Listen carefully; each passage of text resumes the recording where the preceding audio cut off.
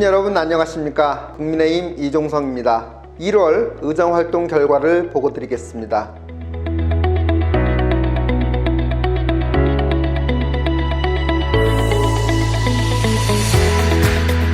2021년 새해 인사를 드린 지가 엊그제 같은데 벌써 달력 한 장을 뜯어낸다 생각하니까 정말 시간이 빠르게 지나는 것 같습니다.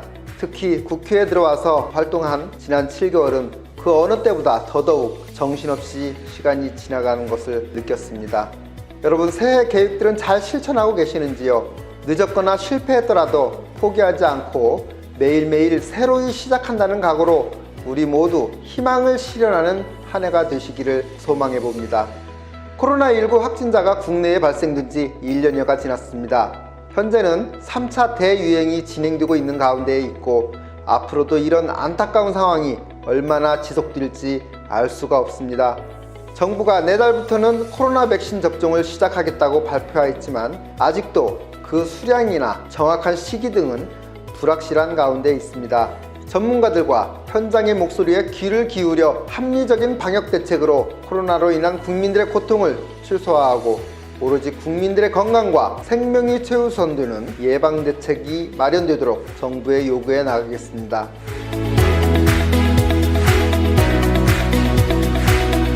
지난 1월에는 먼저 제가 위원장을 맡고 있는 국민의힘 중앙장애인위원회 전체 위원들과 온라인 신년 인사회 및 간담회를 개최하였습니다.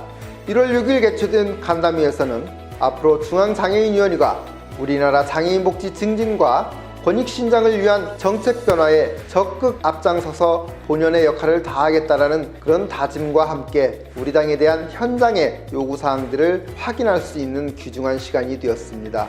특히 올해는 서울시장, 부산시장 등 보궐선거를 앞두고 있는 만큼 우리 당의 승리를 위해 우리 장애인위원회가 담당해야 할 역할과 할 수 있는 일들에 대해 고민하고 적극 실행하고자 활동 방향도 제시하였습니다. 이어 전국 시도장애인위원회를 순위 방문하는 시간을 가졌습니다. 현재 전국 17개 시도 가운데 5개소를 제외한 12개 시도의 장애인위원회가 구성되어 활동하고 있습니다만 이번에는 경북, 대구, 울산, 부산, 충북, 대전, 세종, 충남 8개 지역을 방문하였습니다. 이번 순회 방문은 코로나19로 대면 회의가 불가능한 상황을 감안해서 직접 현장을 찾아가서 정치적으로 어려운 환경에서 활동하고 계시는 장애인 위원장님들과 의견을 나누는 시간을 갖고자 마련하였습니다. 또한 순회를 하면서 각 시도당 당사를 방문하여 당직자들을 격려하는 시간도 가졌고 지역별 주요 장애인 단체장 면담 등을 진행하다 보니 빠듯한 일정을 소화한 것 같습니다. 만나시는 분들 모두 우리나라가 이대로는 안 된다라는 걱정을 해주셨습니다. 무엇보다 최근 우리 당과 관련하여 언론에서 비춰지는 상황에 대해 우려와 의견들을 직접 들을 수 있는 의미 있는 시간이 아니었나 생각됩니다. 특히 4월 7일 치러질 재보궐선거에서 승리하기 위해서 이어서 내년에 치러지는 대통령 선거와 지방선거에서 정권교체를 반드시 이뤄내야 한다는 절박함에서 많은 당부 말씀들을 해주셨습니다. 그 밖에도 지역 장애인들을 위한 복지 정책과 현안들도 많이 제안해 주셨는데요. 특히 장애 인구의 고령화에 따른 고령 장애인을 위한 정부 정책이 너무 미흡하다는 지적과 함께 코로나19로 인한 장애인 가정의 어려움에도 이렇다 할 보완 대책이 마련되지 않고 있음을 성토하는 말씀들을 많이 주셨습니다. 앞으로 현장에서 제안받은 모든 사안들을 면밀하게 검토해서 정부 정책이나 법안으로 추진하고 향후 진행될 선거에서 공약으로 제시될 수 있도록 적극 추진해 나가도록 하겠습니다. 나아가 중앙장애인위원회를 중심으로 전국의 장애인위원회 조직이 그 역량을 확대하고 조직 기반을 넓혀나가기 위한 중앙당 차원의 지원 방안들도 적극 모색하도록 하겠습니다. 지난 21일에는 장애인 감염병 정책의 문제점 및 개선 방안 마련 간담회를 개최하였습니다. 그동안 제가 장애인들은 여러 가지 특성으로 인해 감염병에 취약한 그런 현실을 정부에 계속 주장해 왔습니다만 정부가 이를 무시해 왔습니다.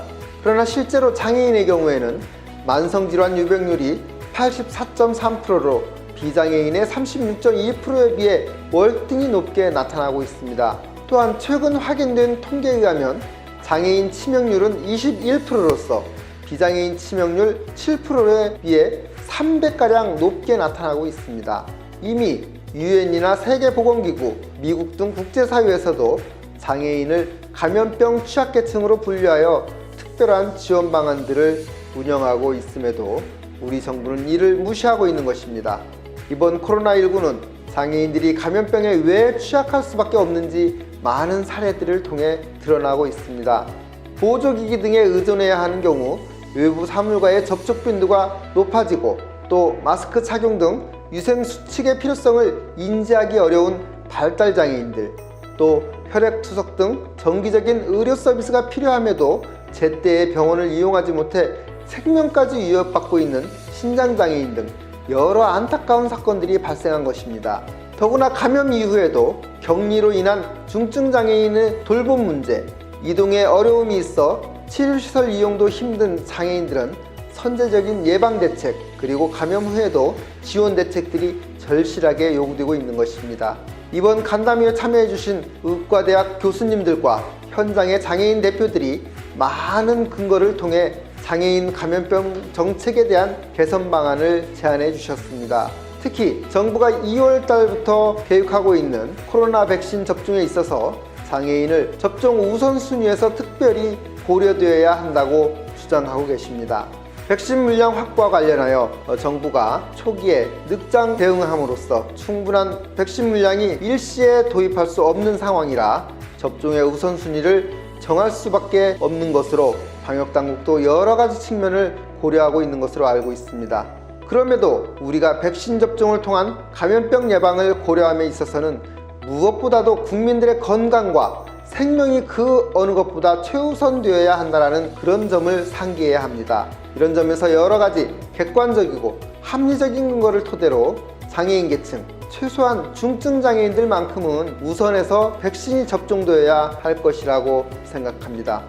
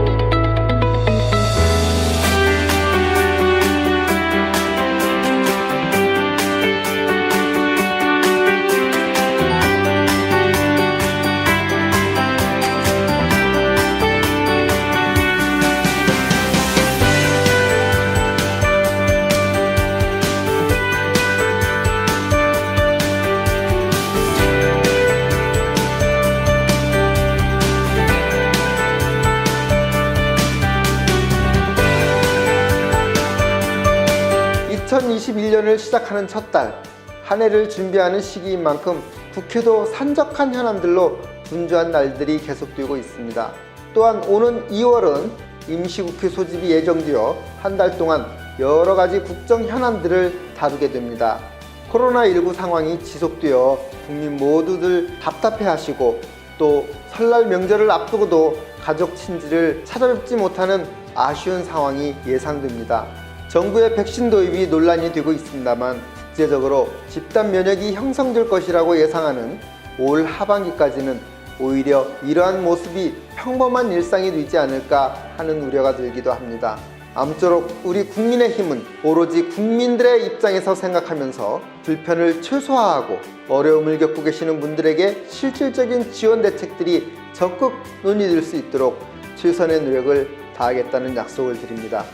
국민 여러분 모두들 다가오는 설 명절 행복한 시간들 되시기 바라면서 새해 복 많이 받으시기를 기원합니다. 감사합니다.